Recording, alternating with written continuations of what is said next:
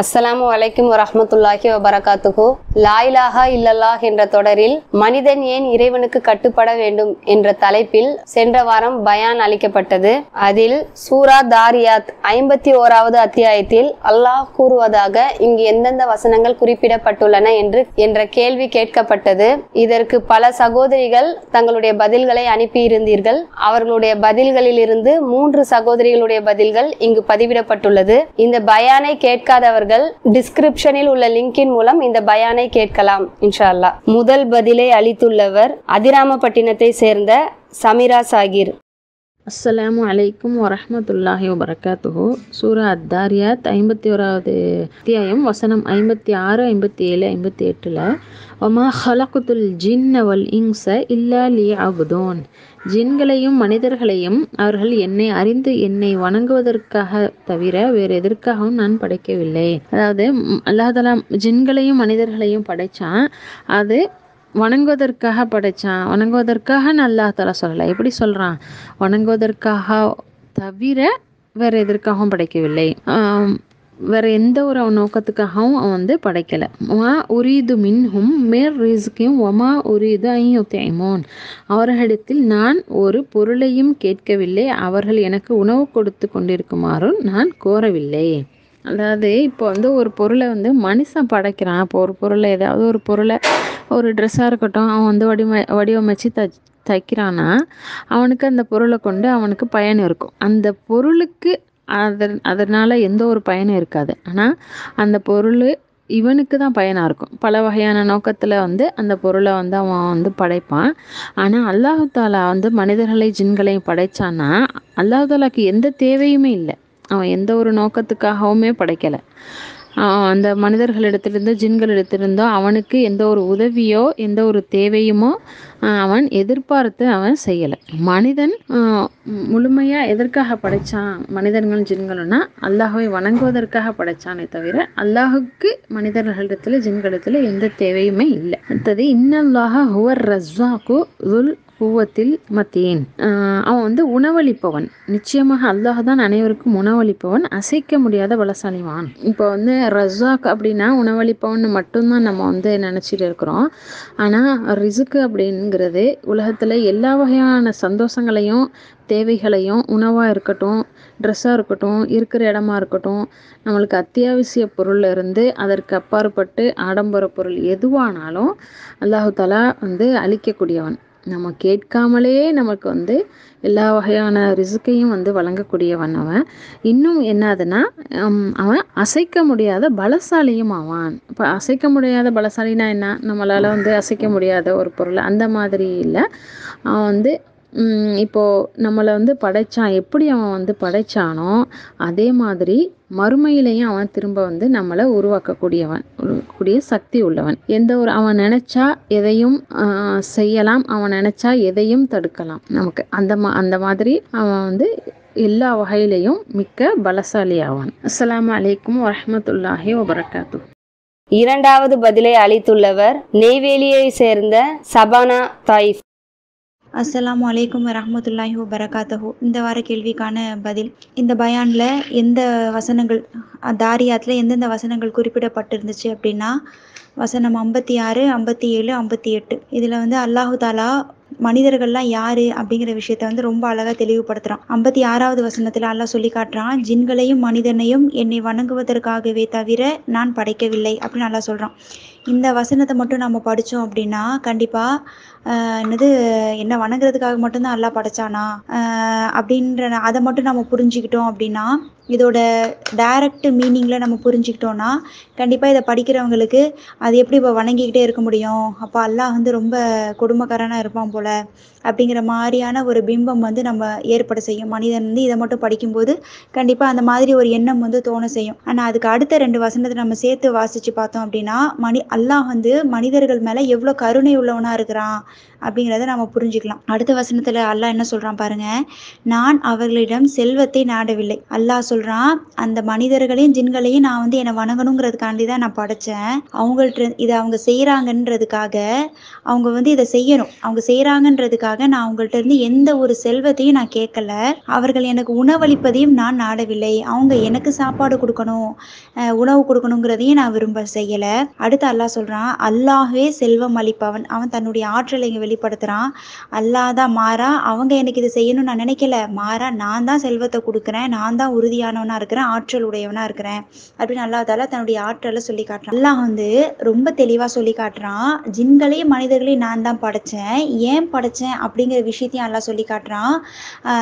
இதை அவங்கள 2 பேரையும் நான் என்னை வணங்கணும், அதாவது வணங்கணும் அப்படின்னா எப்போ பார்த்தாலும் சஜிதாவிலே கிடக்கணும், ருக்கு செஞ்சுக்கிட்டே இருக்கணும் அப்படிங்கிற அர்த்தத்தில் அல்லாஹ் சொல்ல வரலை அப்படிங்கிறத அடுத்த 2 வசனத்தில் அல்லாஹ் விளக்கிட்டான். என்னது, உங்களுடைய செல்வம் எனக்கு வேண்டாம் அப்படின்னா நம்ம பார்த்தோன்னா மாற்று மதத்துலலாம் ஏதாவது அவங்களுக்கு நல்லது நடந்துச்சுன்னா உடனே என்ன பண்ணுவாங்க தெரியுமா, ஏதாவது பொண்ணோ பொருளோ எடுத்துக்கிட்டு போய் என்ன பண்ணுவாங்கன்னா கோயில் உண்டியலில் போட்டுருவாங்க, இல்லைன்னா நேர்ச்சி பண்ணிக்குவாங்க. எனக்கு நீ இது பண்ணு, நான் இவ்வளோ காசை நான் யாருக்காவது உன்னுடைய உண்டியலில் போட்டுறேன், உன் கோயில் இதில் நான் போட்டுறேன் அப்படின்னு சொல்லி அப்படி நேர்ச்சி பண்ணுவாங்க. அதை இங்கே அல்லாஹ் நம்மளுடைய இஸ்லாமிய மார்க்கம் இதை சுக்கு நூறாக உடைக்குது. படைச்ச இறைவனுக்கு அந்த செல்வத்தையே இறைவன் தான் படைச்சான், அந்த பொருளையே இறைவன் தான் படைச்சான் அப்படிங்கும்போது அவனுக்கே ஏன் நம்ம போய் கொடுக்கணும்? இப்படி இந்த கோணத்தில் கொஞ்சம் மக்கள் சிந்திச்சாலே போதும், உண்மையான இறைவன் யாரு அப்படிங்கிறத அவங்க விளங்கிக்க செய்வாங்க. சரிங்களா? அப்போது அல்லாஹ் ரொம்ப தெளிவாக விளக்குறான், ஜின்களையும் மனிதரையும் இந்த மனிதனை படைச்சதே நான் வணங்கணுன்றதுக்காண்டி தான். வணங்கிக்கிட்டே இருங்க, நீங்கள் உங்களுக்கான பொருளாதாரத்தை நீங்கள் ஈட்ட வேண்டாம், உங்களுக்கான செல்வத்தை நீங்கள் ஈட்ட வேண்டாம், நீங்கள் அதுக்கெல்லாம் நீங்கள் பாடுபட வேண்டாம், நீங்கள் கொஞ்ச நேரம் ரிலாக்ஸாக இருக்க வேண்டாம், உங்கள் உறவுகளோடு நீங்கள் உறவாட வேண்டாம் அப்படின்லாம் அல்லாஹ் இங்கே சொல்லவே இல்லை. நீங்கள் சாப்பிடக்கூடாது, தண்ணி குடிக்கக்கூடாது, என்னையே நீங்கள் வணங்கிட்டு இருக்கணும் அப்படிங்கிற ஒரு விஷயத்தையும் அல்லாஹ் இங்கே சொல்ல வரலை அப்படிங்கிறத அல்லாஹ் தெளிவுபடுத்திட்டான். என்ன அடுத்தது அல்லாஹ் சொல்கிறான், மாற்று மதத்தில் பார்த்தீங்கன்னா பால் அபிஷேகம் பண்ணுவாங்க, பழத்தால் அபிஷேகம் பண்ணுவாங்க. இதெல்லாம் தேவையில்லைன்னு சொல்கிறான் அல்லாஹ். படைத்த இறைவனாக இருந்தால் இதெல்லாம் கண்டிப்பாக அவன் தேவையில்லைன்னு தான் சொல்லணும். ஏன்னா அது அவன் தான் நம்மள்ட்ட கொடுக்குற. இப்போ ஒரு முதலாளிகிட்ட போய் நம்ம வேலை பார்க்குறோம், நமக்கு அவங்க வேலைக்கான காசு கொடுக்குறாங்க அப்படின்னா நம்ம போய் அவங்களுக்கு ரிட்டர்னில் காசு கொடுக்க மாட்டோம். அது நம்ம செய்வோமா? ஒரு முதலாளிகிட்ட நம்ம வேலை பார்க்குறோம், ஒரு வீட்டில் போய் நம்ம வேலை பார்க்குறோம் அப்படின்னா மாதத்துக்கு இவ்வளோ வருமானம் அவங்க நம்மளுக்கு கொடுக்குறாங்க, ஒரு 20,000 நம்ம வாங்குகிறோம் அப்படின்னா அதில் ஒரு 5,000 போய் பரவாயில்ல இதை நீங்கள் வச்சு செலவு பண்ணுங்கன்னு நம்ம கொடுக்க மாட்டோம். கண்டிப்பாக அது மாதிரி நம்ம செய்வோம். அவங்க நமக்கு முதலாளி, எனக்கு பணம் கொடுத்ததே அவர் தான் அப்படிங்கும்போது அவருக்கு நான் எப்படி போய் பணம் கொடுப்பேன்? எனக்கு சோறு போடுறதே அவர் தாங்கும்போது நான் எப்படி அவருக்கு போய் சோறு கொடுப்பேன்? அப்போ இந்த கோணத்தில் மனிதன் சிந்திச்சாலே போதும், இறைவன் எவ்வளோ பெரிய ஆற்றல் உடையவனாக இருக்கிறான், எவ்வளோ நம்ம மேலே கருணை உள்ளவனாக இருக்கிறான், எதையுமே அவன் என்கிட்ட எதிர்பார்க்கலை அப்படிங்கிற அந்த விஷயத்த நாம் ரொம்ப அழகாகவே புரிஞ்சுக்கலாம். அதை தான் அல்லாஹ் தாலா இந்த வசனங்கள் வாயிலாக நமக்கு விளக்க செஞ்சுருக்கிறான். அஸ்ஸலாமு அலைக்கும் வரஹ்மத்துல்லாஹி வபரகாத்துஹு. 3வது பதிலை அளித்துள்ளவர் சென்னையை சேர்ந்த ஆயிஷத் ரிதா. அஸ்ஸலாமு அலைக்கும் வரஹ்மத்துல்லாஹி வபரகாத்துஹு. சூரா தாரியாத்தில் 51வது அத்தியாயத்தில் அல்லாஹ் சுப்ஹானஹு தஆலா கூறுவதாக இங்கு எந்த வசனங்கள் குறிப்பிடப்பட்டுள்ளது? அதாவது சூரா தாரியாத்தில் 56, 57, 58வது வசனங்கள் அல்லாஹ் சுப்ஹானஹு தஆலா சொல்கிற வசனங்கள் இங்கே பயானில் குறிப்பிட்டிருக்கு.